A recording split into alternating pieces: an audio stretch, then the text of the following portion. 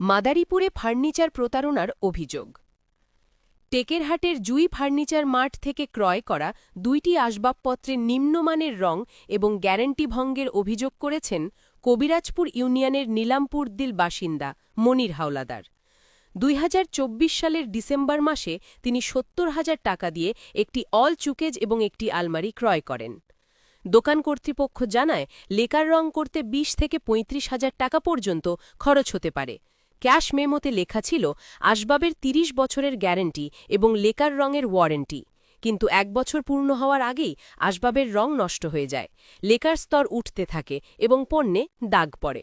অভিযোগ রয়েছে, প্রতিশ্রুতি অনুযায়ী ১০০% লেকার করার কথা থাকলেও দোকান কর্তৃপক্ষ মাত্র ৪০% লেকার করে সমস্যাটি ঢাকার চেষ্টা করে। ভুক্তভোগী মনির হাওলাদার জানান, বিষয়টি ম্যানেজার মোহাম্মদ শাহজালালকে জানালে তিনি বলেন, সমাধান মালিক বা কোম্পানির নির্দেশনার উপর নির্ভর করছে। এই ঘটনায় তিনি দ্রুত সমাধান এবং ভোক্তা অধিকার আইনের অধীনে প্রয়োজনীয় পদক্ষেপের দাবি জানিয়েছেন। আসসালামু আলাইকুম। জি মনির ভাই। জি ভাই, আপনি ওই যে টেকেরহাট জুই ফার্নিচার থেকে যে 2টা পণ্য কিনছিলেন আর কি, আপনি যে মেমো স্লিপ পাঠাইছেন ওইটা দেখলাম যে 30 বছরের ওয়ারেন্টি, মানে আপনার অভিযোগ যে 40% লেকার করে দিয়েছে, 100% স্লিপে লেখা আছে। মানে এই ব্যাপারে আপনার আর কি অভিযোগ রয়েছে, মানে বিস্তারিত যদি পুরো ঘটনা বলতেন। এই ব্যাপারে অভিযোগ কি, আমি ওই 2টা ফার্নিচার কিনছিলাম, একটা ওয়াল শোকেস আর একটা আলমারি।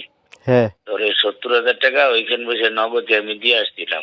হ্যাঁ, এখন ও আমার মাল দুইটা হচ্ছে কি, আমার 30 বছরের গ্যারান্টি দিয়েছিল। আমি বলছিলাম যে ভাই, আমার মালে কোনো রকমের কোনো ছাত্র অথবা গুণ এটি ধরতে পারবে না। তখন বলছিল কি যে না, এগুলার ভিতরে ধরবে না। আমি মনে করছি যে বোর্ডে এগুলো ধরবে কেন, ধরবে না, আসলে ধরবে না। তো আমি আনছি, আনার পরে যখন মালটা আমার ডেলিভারি দিচ্ছে, আমি দেখি যে ভাই লেখার কালারেও পছন্দ না, মালেও পছন্দ হয়, মালটা আমি নেব না। আমি না নয়, আমি মালটা যাই হোক যে কোনো একটা কারণবশত মালটা আনছে। আমার উনটা বলছে যে ম্যানেজার আছে জি ফার্নিচারের শাহজালাল, ওই ভদ্রলোকে আমার বলছে ভাই আপনি ব্যবহার করে দেখেন, যদি আপনার ভালো না লাগে আমি মাল আপনি রিটার্ন করে নতুন করে আবার বানাই দেবো।